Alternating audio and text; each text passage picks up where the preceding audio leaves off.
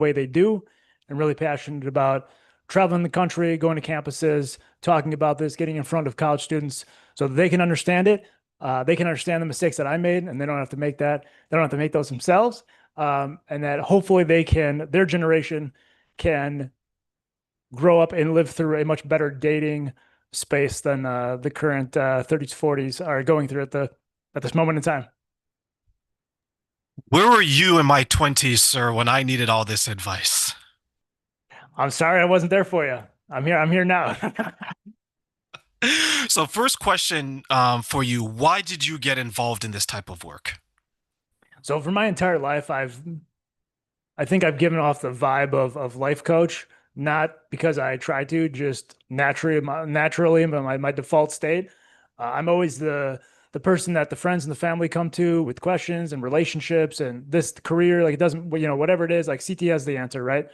And I went through a pretty cool experience uh, dating in a relationship with somebody that it felt very, very high. Like we were playing on Mars while everybody else is on Earth. Like it is sunshine, rainbows, and unicorns.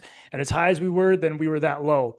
And I knew about attachment styles prior to that, but for some reason that experience was the catalyst for now everything that I am doing moving forward. It made me really self-reflect and get really deep with myself as to the patterns that I was experiencing. And I came to understand that I was going through the exact same patterns with everyone that I dated. And so it was like different person, same story, different person, same story. And that I was just like, I don't want anybody else to have to go through that pain and the heartbreak. It doesn't mean that the outcome would have changed just because I have a better understanding of this or that we could have talked about it in a more adult way. The outcome could have and probably would have been the exact same. It's just the ability to understand the dynamics would have, I think, helped me to not maybe gotten as attached, ironically, with it being attachment styles, but like that kind of is where I'm coming from, where it's like giving people the language for what they're experiencing, so they can kind of see those yellow flags, let's call it, the different warning signs that might come up, so that regardless of how compatible you feel on paper or even in person, how magical it feels, none of that really matters unless your nervous systems can coexist, and that's kind of at the heart of it all. I went through a similar journey. I was just sharing earlier today that my 20s was like just a struggle, strictly survival mode. And I am very surprised, CT, that I got any dates because what the hell did I even know? There's a time where there's this thing in Canada called Toonie Tuesday back in the day where everything cost $2. So I remember I used to go take the bus, watch a movie, dinner. $2, $2, $2. So it's a Yeah. $12 date. I know there's men out there in their 20s and 30s. I'm like, oh my God, sign me up. Who doesn't want a $12 date, right? Start to I can't finish. get a smoothie for $12. Yeah, those days, this is in the 90s, right? Those days are definitely gone. And you're right. Like, I just had booster juice and I'm like, oh my God, I bought two booster juice. It cost me $21. That used Yeah. to be date money, but I share that because I had to learn the hard way, a very hard way. And it sounds like similar to you, and we Sure. want to pay it forward and pay it back as Mhm. well.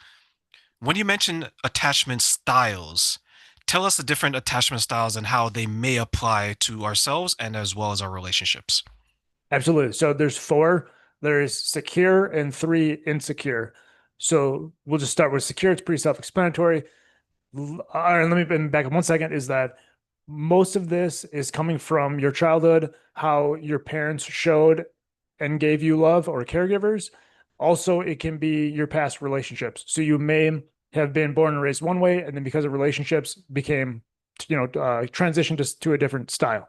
And this isn't like labeling out of any negativity. This is just a pure understanding of ourselves and others, and so that we can create better relationships. So secure love was consistent. You didn't have to, there's no worry about it. It felt good. And you knew where you stood. If we go to the insecure, I'll go anxious and dismissive avoidant first. Anxious is I seek reassurance because I'm afraid of being abandoned, that love is going to leave me. So growing up, it was inconsistent, and you're seeking that reassurance in a partner. So for myself, I was born and raised secure, but because of past relationships, the other person always running away, then that made me anxious. Dismissive avoidant is I value my autonomy and my independence above all else. Sometimes even more so than the actual relationship. I say I want a relationship, but I actually care more about being independent than anything. And often that stems from growing up in a situation where emotions were repressed. We're like basically like, oh, you're crying. Oh, go to your room, figure that out, and then come back. Or like we don't talk about that here, and just like really pushing that away. So you grew up with this understanding of like, oh well, I just don't share my emotions. I don't talk about it. I don't show it because that's not received well. So then what ends up happening when they get into a relationship is they that scares them when the other person is bringing that emotion or that vulnerability or any I don't want to say intensity, but just like moving it along. Like, hey, there's some momentum here. I'm really excited to continue to connect with you. Like, it scares them because again, because they want that independence. It's like the first sign of like any closeness. It's like, oh no, I can't do that. Nope, I like my independence. And then fearful avoidant is a mix between the two. So they they fear the abandonment, but then they also fear the engulfment. So they want the closeness, but they don't want it too close. And so it ends up being this push pull. I really crave this deep relationship. Oh no, that's too much. I need to pull away. And I'll give you a very concrete example of that is met this person on a dating app the first night. We're texting for a good amount of time back and forth, like really kind of deep. We're skipping the small talk, very like deeper topics. We're connecting on that deeper level. And within 72 hours, they told me like, oh, sorry, I'm not in a position to date. Like you know, if you want to be friends, that's fine. I'm like, whoa, wait a second. Like we just met on a dating app and everything was great. And then in like, in, 3 days, you're like, oh, I can't date. Like, wait, what? Like where? So that just like give a concrete example, but those are the three insecure. So dismissive avoidant, fearful avoidant, and then anxious. The anxious one is tough because someone gave me an example where there's times where you have an anxious avoidant who will come into a relationship with someone that is, let's say one is anxious, one's avoidant, right? And the other person is, let's talk about it. I want to be loved, right? They want to surround themselves with love, and the avoidant is like, whoa, whoa, whoa, whoa, whoa, right? Everyone before you didn't show me this kind of love. Now it's overwhelming because they're not used to it. Um, do you see That's a super relationships? common. Yeah, Yeah, it's do you a see super relationships where common. there's that imbalance between the two, Sals? Yeah, like so the anxious avoidant trap is something that is super common across the board. And it's exactly what you described, where the anxious person they crave that closeness and isn't and enjoying the connection. And so then they're trying to get more closeness while the avoidant is going, oh, this is too close. I don't want this. So then they want distance. So that makes the anxious person want to be more close, which makes the other person want to distance further. And you get into this trap where I explained it like one person's talking German and the other one's talking Spanish. And you can have all the self-awareness that you want, but like that doesn't help you to get through that situation. I say like you have to have the self-awareness to have the clarity to then be able to change. So if we're both sitting there in that relationship I mentioned earlier, we have the self-awareness of what's going on. When it's super high, it's amazing, it's everything we want. We can talk to each other in a very self-aware way, but we didn't have the clarity to like get ourselves out of that. We're kind of just like stuck in the mud of that trap. And it's like you can't even have a rational adult conversation because anything that anxious person is bringing to the table then like that feels like engulfment or feels like it's too much, um, feels like you're overwhelming that avoidant person because that like but because it's a nervous system thing. It's a very crazy. Well, once you see it you can't unsee it, right? But it's like it's very it's just crazy the dynamics that are at play. We're just human beings trying to make it all work. How does then someone identify their attachment style and work towards making it into a healthy version of it or a secure attachment style? Yeah. So definitely you want to go back to your childhood and spend some time reflecting on how love was shown and given to you and expressed, because that's the meat and potatoes of it. And then from there, reflect on your past relationships. Like a lot of this is inner work. So whether you do it yourself or you work with a coach like myself or a therapist or however you want to work through that, the key is being able to sit with it. And I'm not saying that that's easy to do, but the thing is we need to do that, because if we don't, you're just going to repeat the same patterns. Whether you're 22, 62, 102, you're literally just repeating the same pattern. So when I got out of that relationship, and it was this amazing high, and now I'm like feeling the emotional whiplash of it all, and I'm going, what the heck just happened? Why did we talk about this, or why did we say this if it was going to end in that way? That just made me go really, really deep, and to understand myself as to why am I always seeking that reassurance? What was going on back then that was making me, feel like I'm not enough, right? And so much of this, and I think is regardless of the type, is that it's so much just coming internally, like a dismissive, maybe feeling like I'm not worthy, or fear, or any of the abundance, like I'm not worthy enough, like I'm not worthy for the love that you're giving me. Like you were saying, you're showing them something that they've never experienced, that they don't have the self. We can say the whole self, everything, self-worth, self-confidence, self-esteem, all the self words.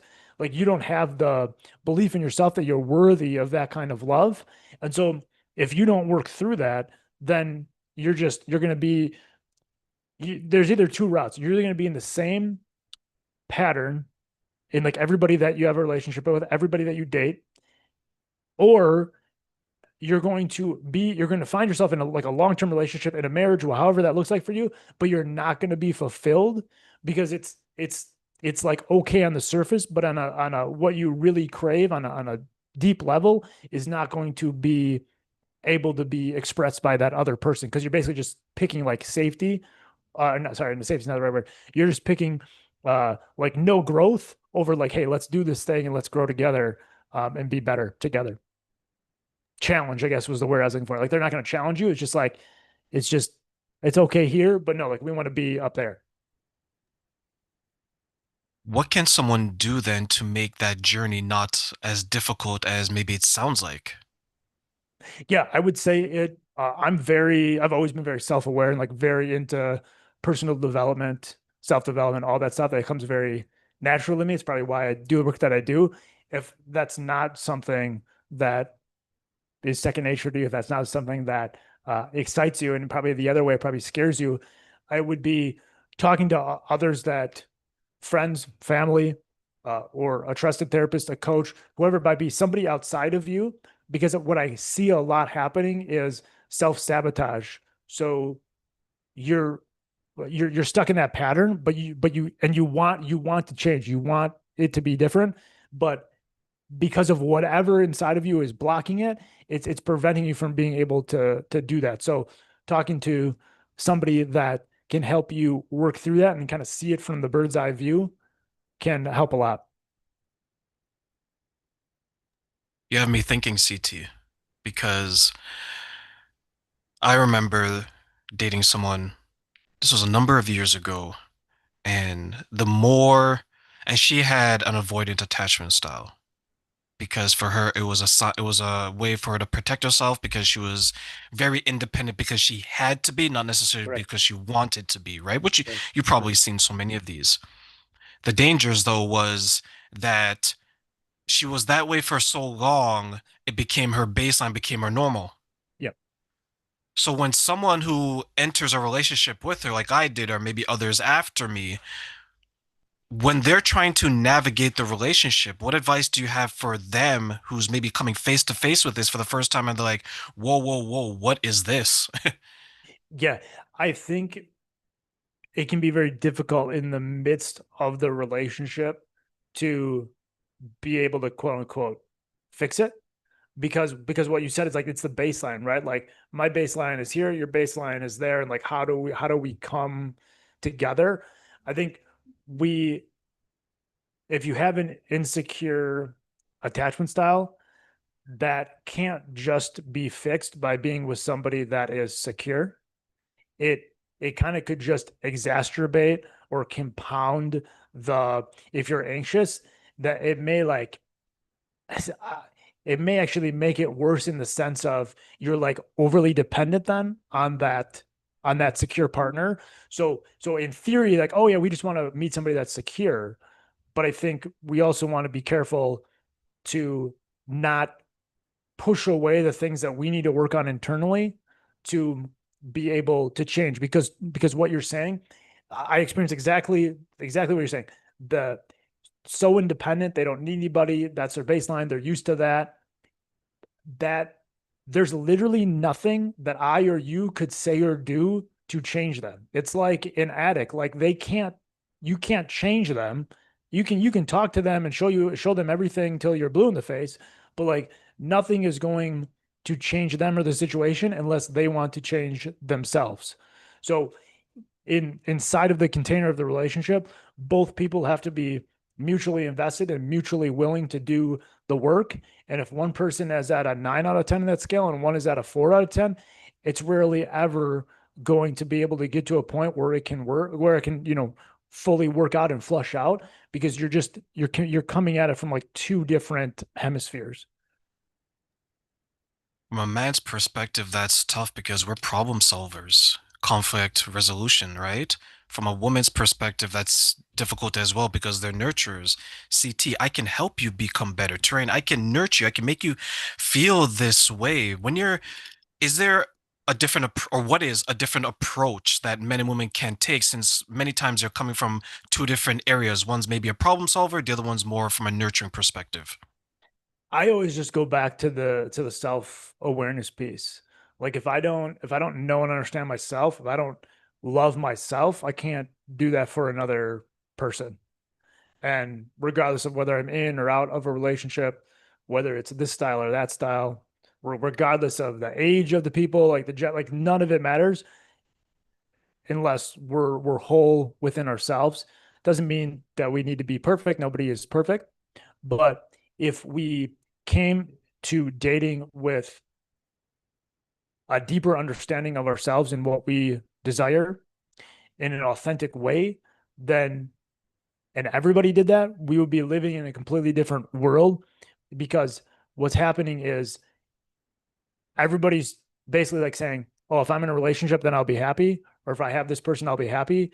And we're not actually taking care of the root of the problem, which is internally the different things that everyone has to work through. And it may not be big things, but just to be able to have the understanding to come at it in a better, more whole way. When you look at some of the relationships and the dating experiences, because you and I look around the same age, let's say from like our generation, right? Versus those who are you seeing in the generation after us who are a little bit younger.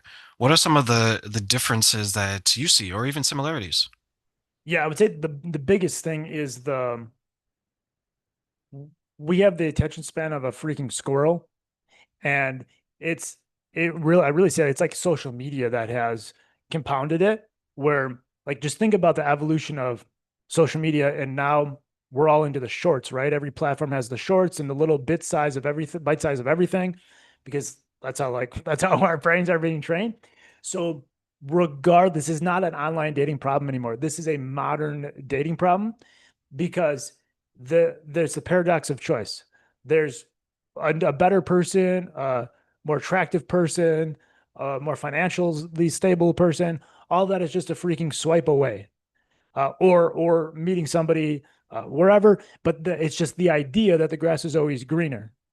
And so, regardless if we're 19 or 29 or 59, like wherever, it ends up being, because I'm seeing this too, like even in non-online dating arenas where there's that lack of commitment. There's that lack of let's actually like get to know each other. It's like, oh, you just get one date and then, oh, okay, I'm talking to five other people, so you know, yeah, I'll come back. If they don't work out, then what? No, I don't be a sloppy second. That's not the point of it.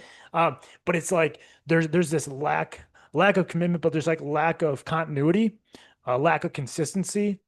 But and knowing what I know with the attachment styles, I feel like what's happening is it's unhealed people, or just people that have not worked through what they need to work through, let's say that, with people that have, that's who's connecting. It's not the people that have worked through what they need to work through are connecting with the people that have worked through what they need to work through. So we're all just like in this washing machine being spun around, and nobody's actually fulfilled, or very few are fulfilled by the connections that we're making, whether we're in college or years out. It's sort of like we're in this same world of unfulfilledness, if that's a word. And then that will maybe make us feel jaded, make us feel even more isolated in our emotions because then we look out there and we say that, well, there isn't any good guys out there. Well, there's not any nice girls out there. Does that play a role as well, the feeling of being jaded from past experiences?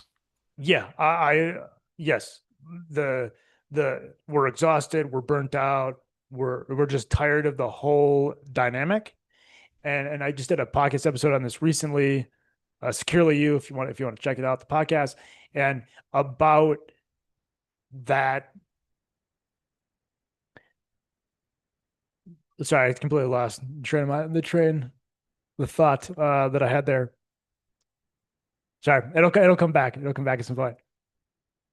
Well, it was about those that are feeling jaded and are Oh, yes, yes, yes. their Thank you. past Thank you. Thank you. experiences. So the thought here is, if we I believe that if we bring that negativity, like, because I'm with you, like that is a very common thought and feeling that everybody has. If we bring that to dating, to our next date, to our next relationship, that negativity is going to seep through. And so I wish that we could have a more positive mind frame. Like, isn't everybody's goal to go on their last first date? That's what I would hope.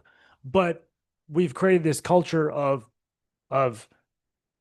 unlimited choices that then we're not, it's settling isn't even really right. We're just like not even giving the person in front of us, the connection in front of us, time to even evolve into anything, because we're just going on to the next hit. It's just like a dopamine thing. It's like we're dating through dopamine, because of the shorts and whatever else like that, like has trained us to just like we want that next hit, versus really being able to truly sit with somebody and get to know them on a deep level. And maybe we don't have those crazy sparks that I talked about earlier, but maybe that's kind of the point, because real love should feel calm and consistent.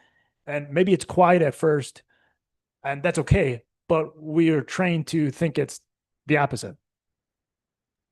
If I'm someone that is newly in the dating market, and I feel that I'm pretty secure in myself. I think that I'm God's gift to women. No, I'm just joking.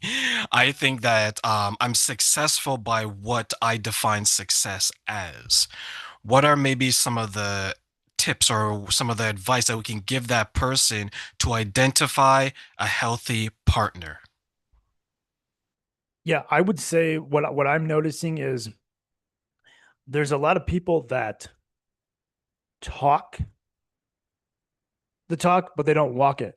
So they say they want deep connection, or they say they want somebody with a growth mindset, or they say they want this or that, but they don't actually embody it.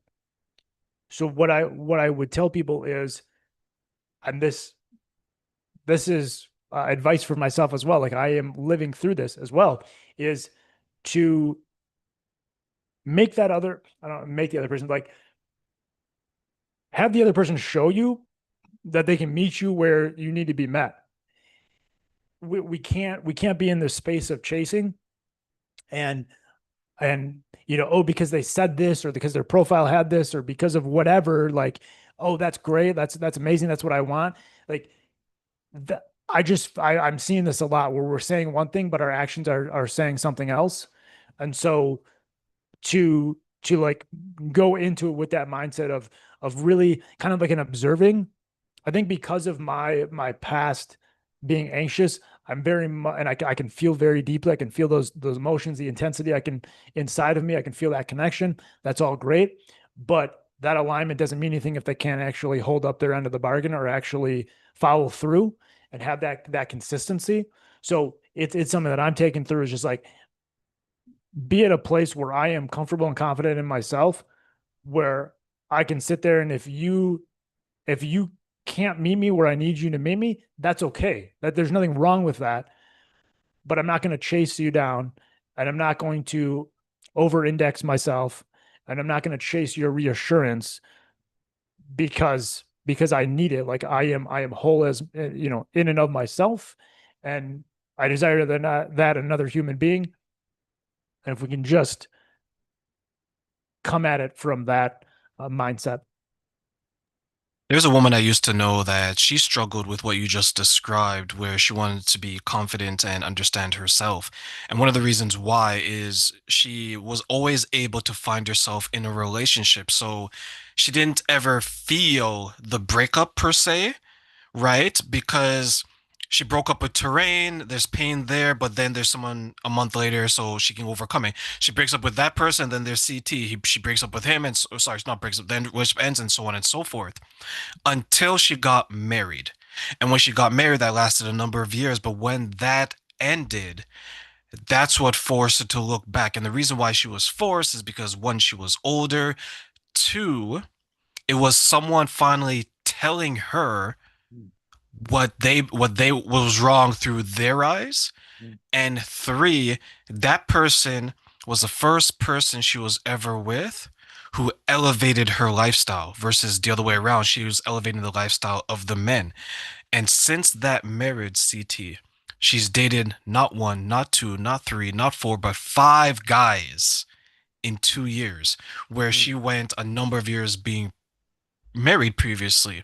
yeah, When it comes to women like that, or even men yeah, like that, and they're trying to understand why they're struggling with their relationships, but then they're hit face to face with the reason why. How can they themselves take the information, soothe themselves, and then be productive in their future relationships with it? yeah. I would say based on how you described that person, and it's regardless of gender, I would think anybody could be in that, could be caught in that space.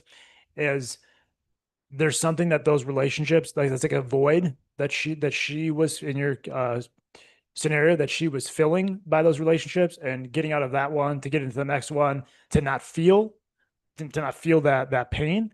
And I feel like that also, we can say that to like, so, because I see this too, whether it's social media or just like socially, people going out socially, like we're doing those things to numb or to forget about whatever inside of us. Like we're doing external things to numb whatever's happening internally, or to not face whatever is inside of ourselves that we need to work through.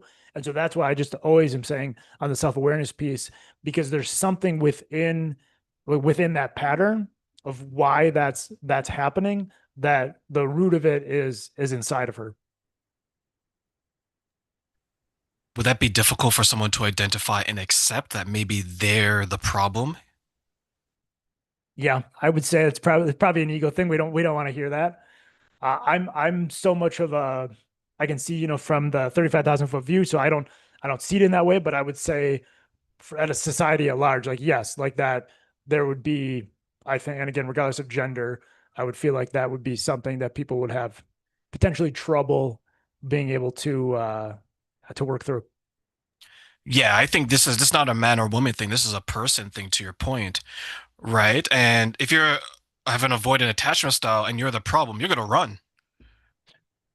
Correct. And I'll share this story. Like, this is what kind of blew my mind once I really dove into attachment styles. And I'm going, okay, I was anxious. I was often with avoidance, and oftentimes it was dismissive avoidance. And I'm going, and I do remember in the last relationship where I brought this up pretty early, but I'm just thinking of this like from a whole level. If you're anxious and you're talking to somebody who's avoidant, like they don't, and you're able to name these and talk about this, like they're avoidant, right? So like by default, they're not going to want to talk about it. Like they're not going to want to move through it. So then like that's what I mean about having the clarity and the understanding of these dynamics, because you might save yourself 2 months or 2 years or 20 years or whatever it is, because you're trying to, you really like the compatibility or whatever is drawing you to that person. But at the end of the day, that they just showed you like that they're not in the place to be able to meet you where you need to be met. Like if they're just going to, be avoidant on the things that matter. And like so unless there's a way that you're both working through that, it's going to be very difficult for both nervous systems to feel met, to feel nourished, to feel whole by that relationship, regardless of the fireworks that you may have felt initially. You mentioned the nervous system. How is the nervous system impacted by these attachment styles? I think it's everything. I'll say that I'm more focused on the dynamics of the attachment styles, but I can see as I do this work that it's so correlated to the nervous system because what an anxious person feels safe by, where their nervous system feels calm, is with that consistency. Doesn't mean that we have to text or talk 24/7, 365, but just to be consistent and, hey, you're going to be gone for the next day. Hey, you know what? I got this work thing going on. I'm going to call you tonight. Or like it doesn't, it can be very, very simple at the end of the day. Um, but like, so what makes that anxious person feel secure then is completely different than what makes that dismissive avoidant or fearful avoidant feel safe, because they want, like the dismissive, they want the autonomy, they want the independence. So we're just like we're fighting this uphill battle. We're speaking two different languages. So as we go into dating, when that nervous system is out of whack, that's why the compatibility doesn't matter. It's like online dating. We're searching for people that are compatible with us, quote unquote, by all the hobbies and the surface level things. But like it literally doesn't matter, because if we have two different types, nervous systems that are competing, then no amount of compatibility is going to make that work. So that, I think that's why at a whole, why I go back to the self understanding, because it really is a nervous system thing, and the nervous system is acting based on your attachment style. So it is kind of a marriage between it all. And I will definitely point to the fact that self-awareness is a very big key, and the second one would be communication. Mhm. Regardless of your attachment style, like those who are avoidant, sure, they're going to need time, but if they're healthy in their style, they'll come to you and say that, okay, I'm ready to talk today about what was going on. Mhm. But that communication is key, because to your point, you have an avoidance, you have an anxious. The anxious is sitting there literally probably counting the seconds, like, Correct. oh my God, it's been an hour, it's been 2 hours, right? Rereading that message 6,952 times.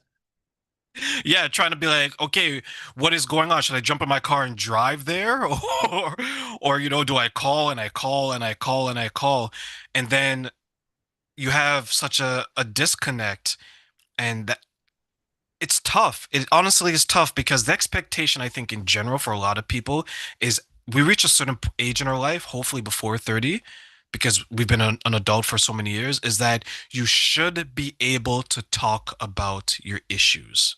Mhm. Right. But when someone, maybe to your point earlier in our conversation, from their childhood, they were never given the opportunity, maybe they don't know how. I'm not justifying it, I'm just Sure. explaining it. Yeah. Right. So, how important is that communication piece? No, I think it's extremely important. And I think you're right. It's like attachment styles and nervous systems. We can say that's all together is it a communication of in and of itself. And being able to have the discussion about what is going on inside of you and what you're feeling.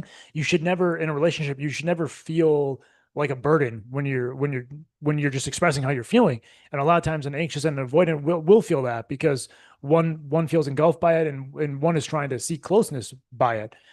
the the the communication is above all else. It's very self-explanatory to me. It's like, hey, I feel this. Tell me how you're feeling, and let's work through it. Like it's not a big deal. Like it's just I tell you how I feel. You tell me how you feel. Now we understand where each other are, and let's work through that. And in the last avoiding case, it was I tried to do exactly that, and it was like, oh no, like you're not listening to me, you're not understanding me, and all of that. And it's like, whoa, I'm just like expressing how I'm feeling. Like it shouldn't turn into that.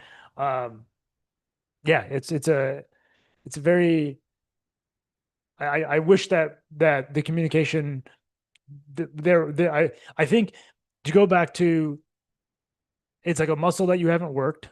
So for a dismissive avoidant that has suppressed those emotions and those feelings for so long, it's as if you've never worked out a day in your life.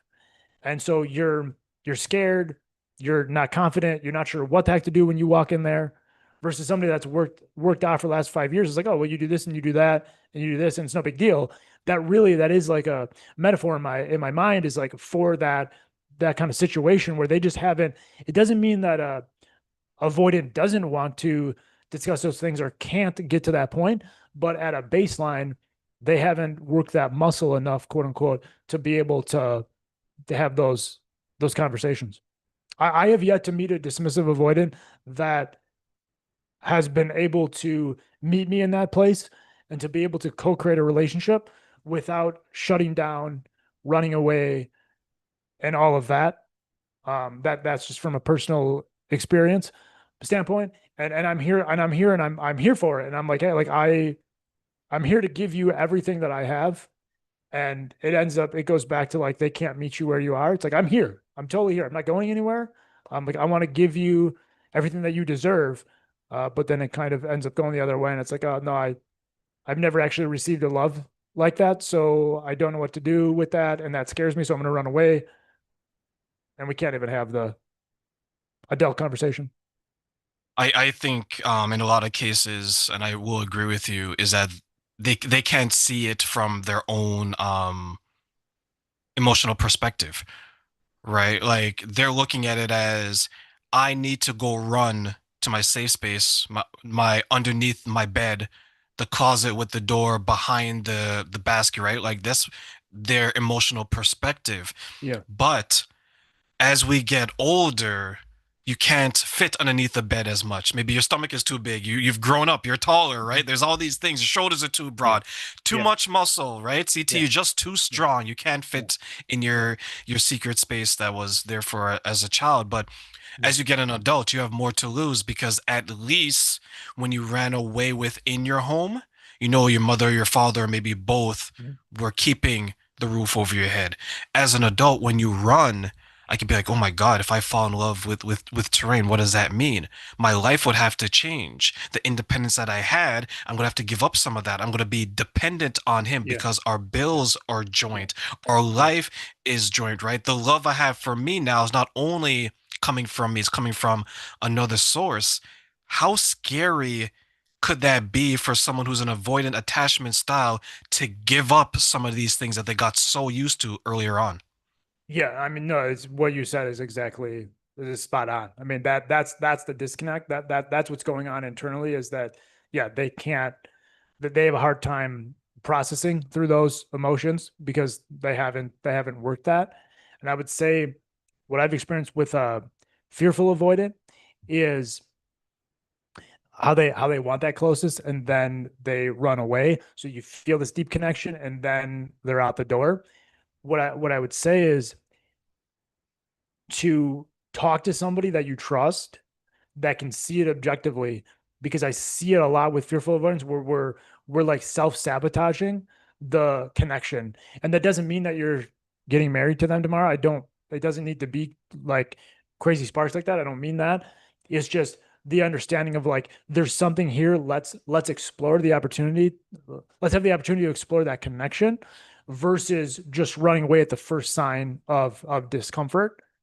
If we had the ability of more of us to be able to do that, I think we would be creating a lot better, healthier relationships. And that doesn't mean that everybody's getting married. It's just that we would have the language and the understanding to be able to talk through the dynamics versus it feeling so like emotional whiplash or so blindsided, or just running from one partner to the next or date to date. See, let me ask you one final question before I let you go, my friend. I want to give you three wishes. Mhm. And these are three things you can wish that people knew about this one question. What are three things you wish people knew about understanding the attachment style of their partner and why? I think I would say number one, I wish that we would be taught this in school. I wish that we would understand this when we're 12, 18, 22, whatever it is that we have that understanding so that when we go into adulthood, we're not repeating the patterns. That's my number one wish.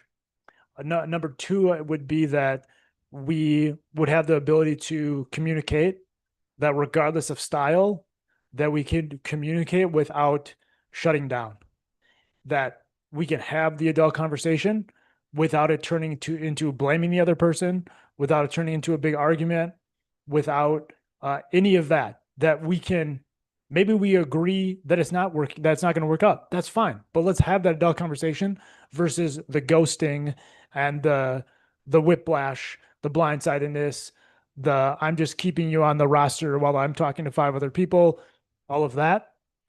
Third, those are good. Those are good two first ones. Third, give me something. Does anything come to you? I'm going to take this on. This is the first time in history, ladies and gentlemen, he's passing me one of his I'm, wishes. So the third wish, I think we both can agree, let me know, is that I wish people would find the courage within themselves to understand their attachment style. Don't feel that it is a weakness. Feel that you can turn it into a superpower and embrace it in the relationship and use it to bring you both closer together as you both understand each other and love each other in the ways that you both want to be loved. I love that. You said that quite well. I'll add a fourth then to echo what you just said is the every single one of us that is walking this earth is unique and special, and we all deserve pure, real, calm love and love in whatever way that means to us. And so when you said courage, it made me think like the courage to truly be ourselves, to be authentic, to throw away the mask and the facade and all the curated stuff that's out there and just fully live into ourselves. And by doing that, we would attract partners that align with us on that level and can meet us where we